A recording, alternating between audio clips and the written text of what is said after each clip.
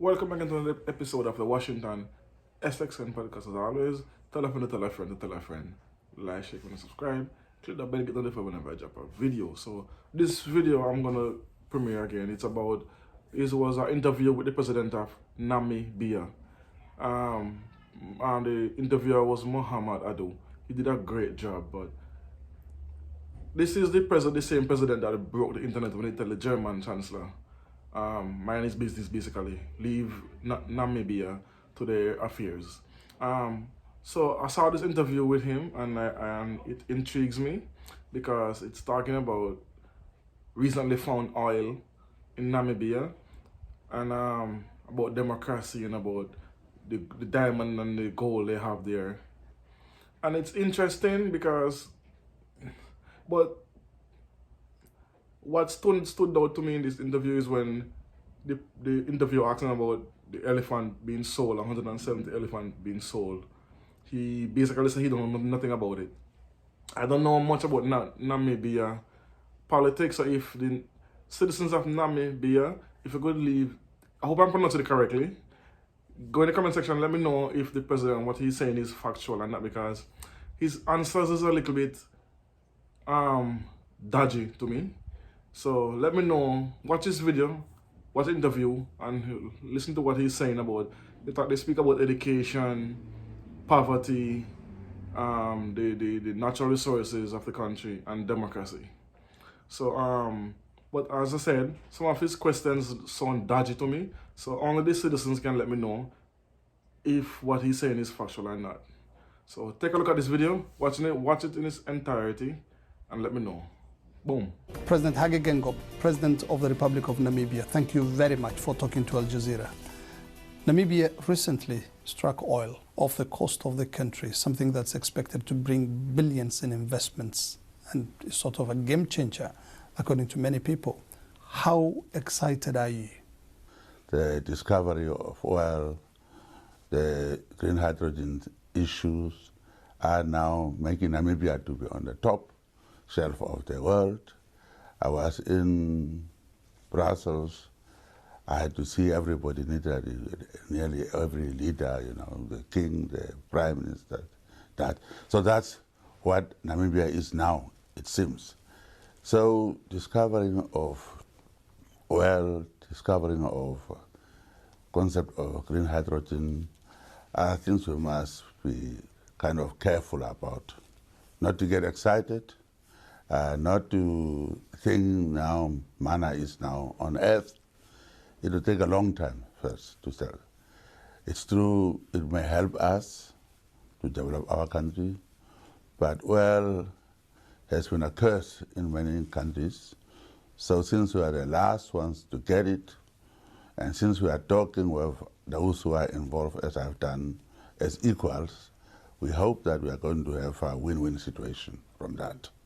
Your predecessor, President Bohamba, was quoted a while ago saying, oil is the only thing we lack in this country. You've got all the other minerals, diamond, gold, copper, and cattle, so many sheep. How will oil specifically help transform the economy of Namibia? I wouldn't say oil specifically will do that. Firstly, it's not our oil. Money is going to go out to those who discovered it. We'll have our royalties and so on. So it will not be a big thing. We had gold, as we are saying. We have diamonds. We don't see a big difference.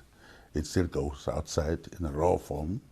Its value is added outside, jobs created outside, technology transferred. So we hope that we have good friends we have, that there must be some kind of value addition in the country.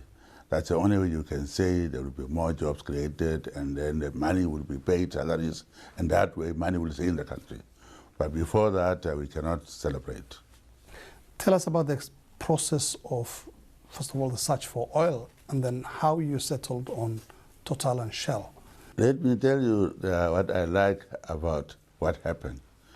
I am saying that we are the third wave of African leaders. First wave of African leaders were those extraordinary people, Kwame Nkrumah, Mzee Kenyatta. Those were extraordinary personalities who had we look at them as gods. They told us to wake up to free ourselves. Now, second wave of African leaders were caught up in a Cold War confusion, and therefore were having coups, military coups, one-party states, and so on. Not our own ideology or our own views. Third wave leaders are coming through constitutional means. Elections are the requirement. Whether elections are perfect or not, no election is perfect. But we come through elections, processes, systems, and institutions. And I will be told, yeah, but there were coups and so on, right? It isn't. Yes, there were reversals. But when that happens, who is the one who is taking action? It's the Africans, it's the AU, it's the ECOWAS, it's SADC. So that's why I say we are in charge, we want to be in charge of our own destiny by deciding and correcting our mistakes, but we are a third wave African leaders who have to go through processes, systems, and institutions, and term limits also for those who are elected directly. Now, to tell you the truth, there are some people, when they come to invest, who like to see the president. And I tell them, don't see the president, you must see the ministers. It's a process, a system, it's an institution. And I will tell you, I didn't know about even Qatar's involvement in oil search. I was told when they discovered the oil. Of course, we are a little bit wary about it because we had that kind of experience in the past. We were excited there's going to be oil and so on, and there was nothing. So we were a little bit cool, only to be told properly that there is oil. So don't get excited. I told them, don't get excited, cool it, and let's see how we're going to discuss with those who discovered oil, what will be the benefits that will accrue to Namibians from that discovery. Now, Namibia will join a long list of African countries that are oil producing very soon. So therefore, no big deal. Indeed, but again, in some of these countries, oil has not been helping much. It's been a curse, as some would like to put it. What are you doing to ensure that Namibia doesn't fall into the trap of those countries where oil has been a curse? Yeah, we'll do what we are doing with other minerals. First, transparency and accountability spells harmony. That's my article. So as I said, the proof is that it didn't go through the top, the process. It started from below, where the ministers, experts actually in charge, then ministers. So it was not politicians deciding. Problem is when the politician will decide, it's discussed there between the investor and the politician alone, then you may have some problems. We're looking at processes, systems, and institutions. And that's going to govern it. That's going to see that there are processes, there are systems to be followed, governance systems, and then institutions, courts, and so on. Namibia is a country with a population of a little over 2.5 million people. What is the biggest challenge facing your country today? Biggest challenge facing Namibia is that youth, now we were oppressed by apartheid and education was not taken seriously. So we normally believe not taken seriously or denied. By the people colonial, were denied. By the colonial, they were denied. Yes. They were denied, yes. So therefore, we hammered on education, that kids must go to school, nobody must be out of school. So that kind of affirmative action we took creates a problem. Lack of classrooms and also crowded classrooms and so on. So that's education. But then we have now people are graduating, young people, now employment. And when you have young people who have knowledge and who will be bored, you are sitting on a time bomb. So that's one thing. That's why we are thinking that we have to look into different ways of doing things. Like the green hydrogen issue that is now on top. It's not an immediate issue. It will be probably 20 years or so on. But already you are seeing scholarships being given to our students to study the field. You will see that we are setting up institutions already to have people to discuss this hydrogen thing, but it's a long-term thing. Now, oil will be the same thing too. We are going to discuss with those who found the oil, how do they want to see we can benefit from it. And lucky enough, since I'm sitting in this country, having brothers like them involved, makes it easier to discuss as equals and as friends. And that will help us. Also to gain from them, from their own experience. We're talking as brothers. Indeed. Mr. President, Namibians were not only denied education by the colonialists, first the Germans and then later on the apartheid regime of South Africa. They were also denied land. Most of the land is in the hands of the white minority in Namibia. You've been carrying out a number of activities, including the land reforms, trying to buy back land and give it to the people. It's not working, is it? Well, firstly, let me tell you how the 5 Western countries came into Namibia's independence process. When Angola and Mozambique got independence, they thought communism is one. But they decided where their kith and kin are, in Zimbabwe, Namibia, and South Africa, they must come in to kind of direct the process so that they can protect their kith and kin. So the issue of constitutional principles that they drafted were not regarding land as land. There is no mention of land in our constitution except chiefs administering their land. It was made to be a property so that the property of person cannot just be taken away from them under our constitution. So that was done that it is a property, not land.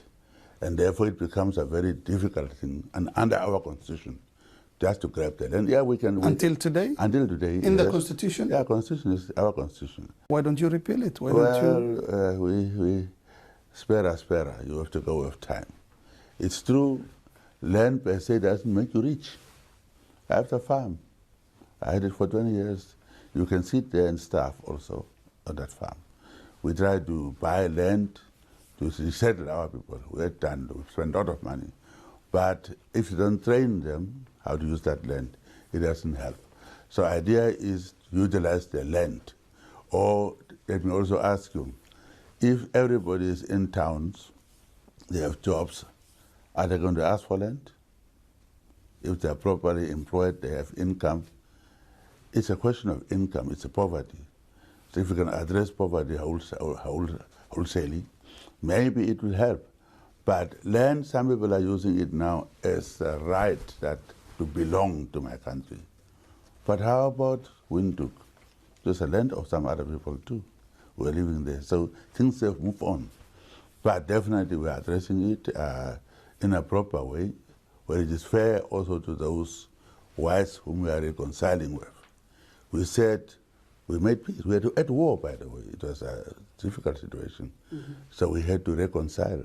Now we are telling them we have political power that we have used, that we are now reconciled at political level.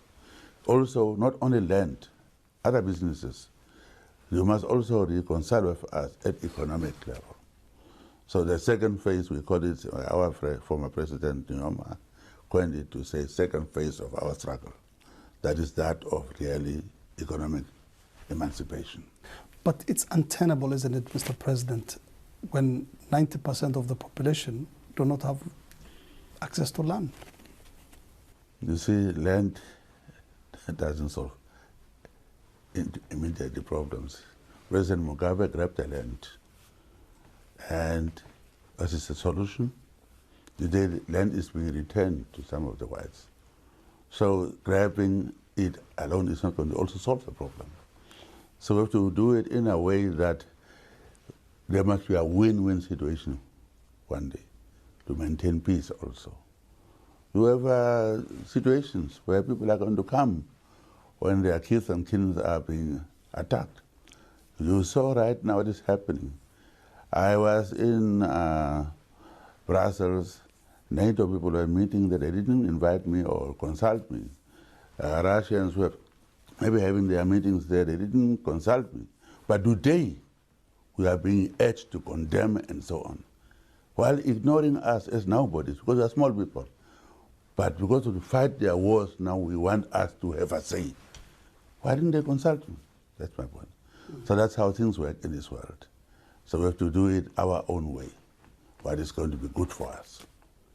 But some would say, I've been speaking to some Namibians who say it's not a question of not having access to land. It is a question of, are you the right person? Because most of the political elite have got huge commercial farms. So is it a matter of access rather than, the situation as you're explaining it? I was born on a white man's farm. I could have grabbed that farm. Would you be happy with that? I bought a farm where I was born to call it my home. I could have grabbed the land. I could have instigated people to grab the land. But would we have had peace we have today?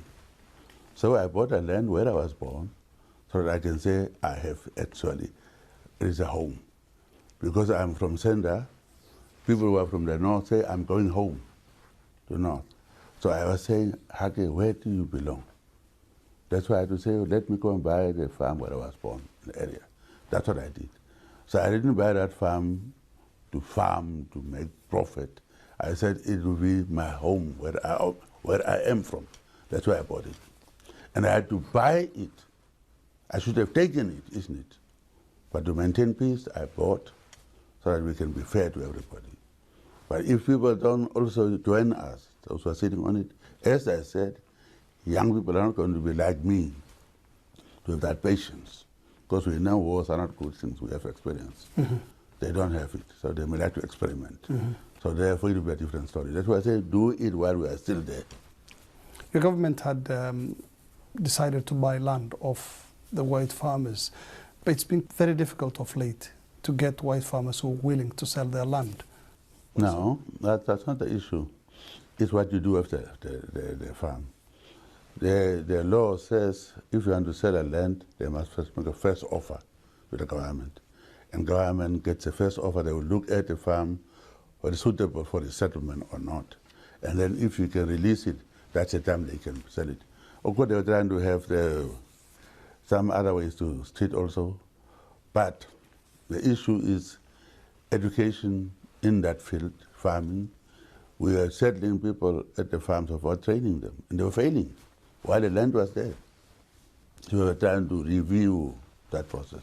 Let's talk about Namibia as a country endowed with resources. It's where the desert meets the sea, and its breathtaking beauty and tourism and all the wildlife.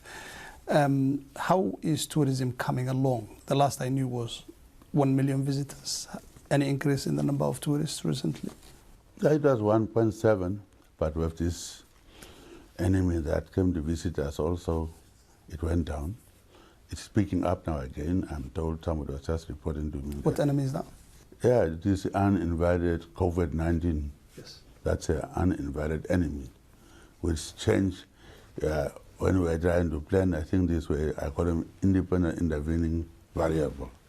We had planned with these variables we had and trying to go this way, and all of a sudden this independent intervening variable called COVID-19 came in, changed completely our trajectory. So there's been a reduction in the number of tourists coming to the country? Of course, everywhere in the world. So tourists couldn't travel. Yeah. So obviously it went down, but I'm saying it's starting to pick up now. Yeah. Somebody was just a Nigerian who told me, I was at the coast, it was full.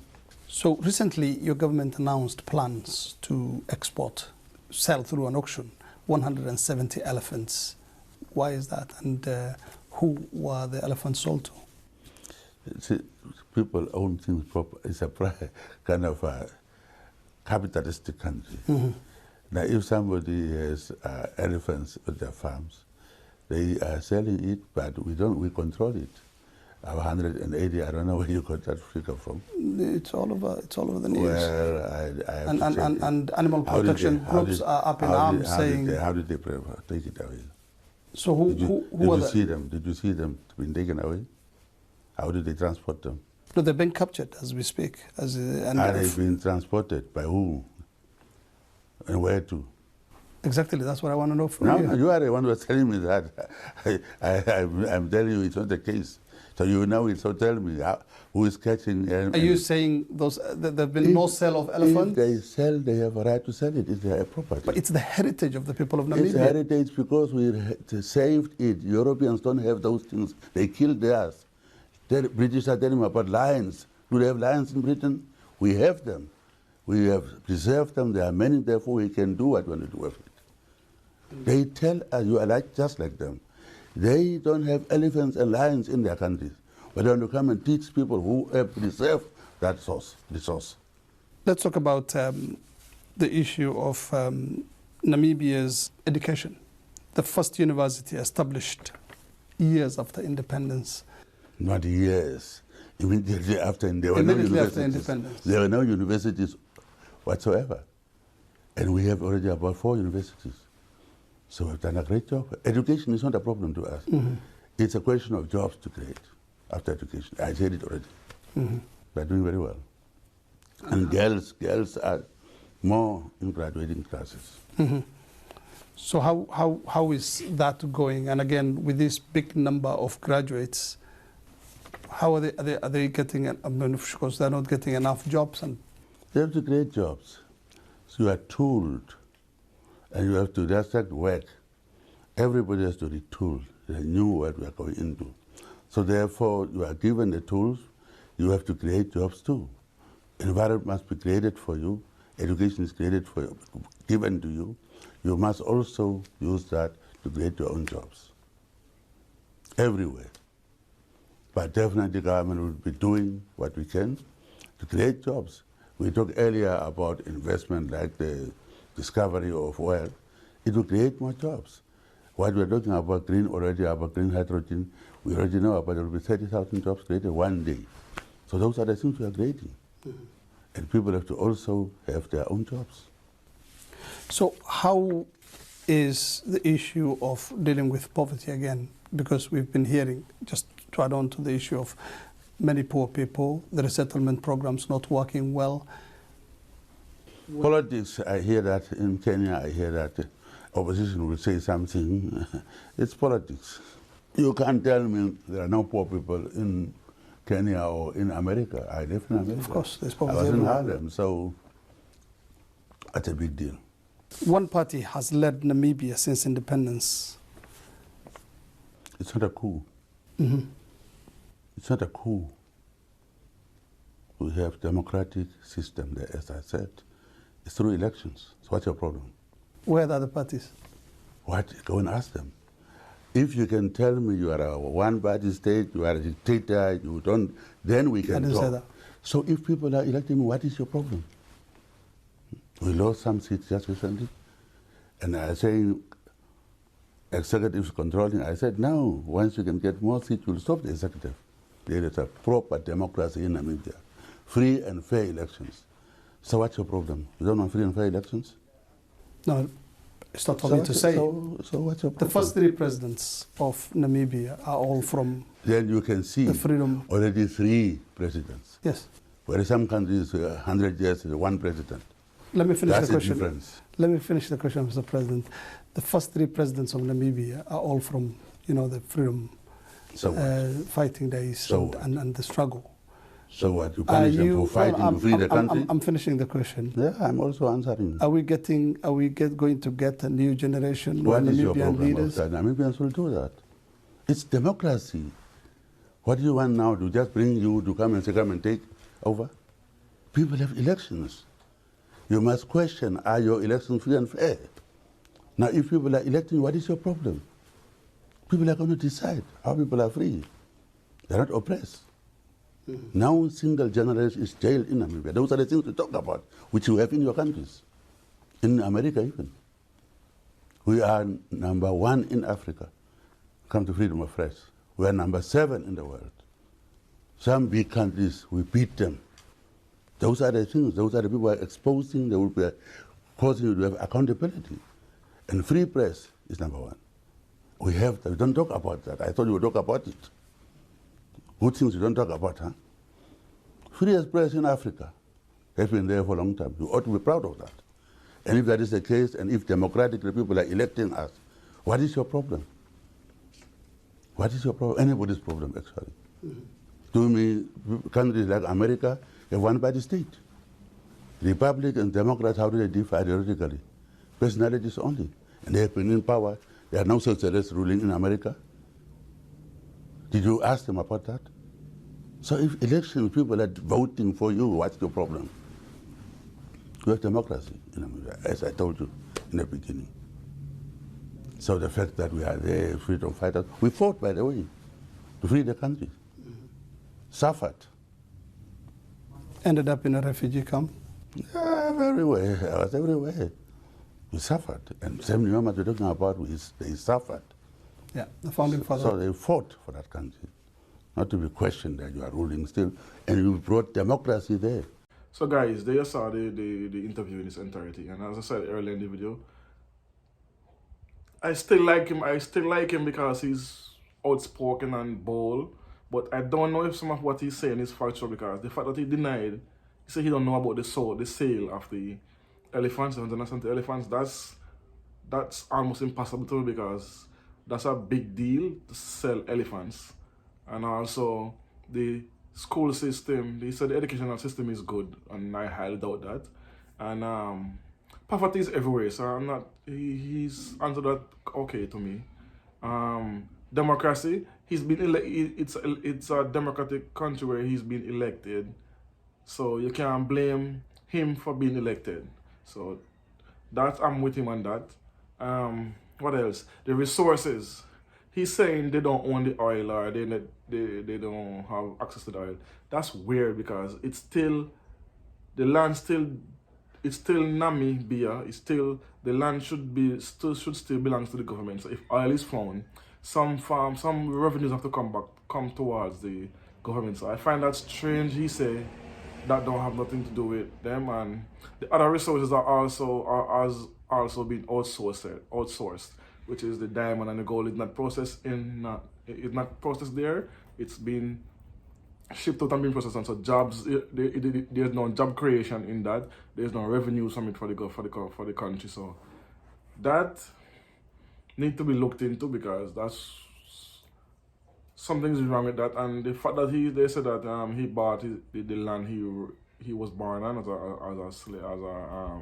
the white person land, and he said he could have taken it, but he bought it instead because he didn't want a conflict.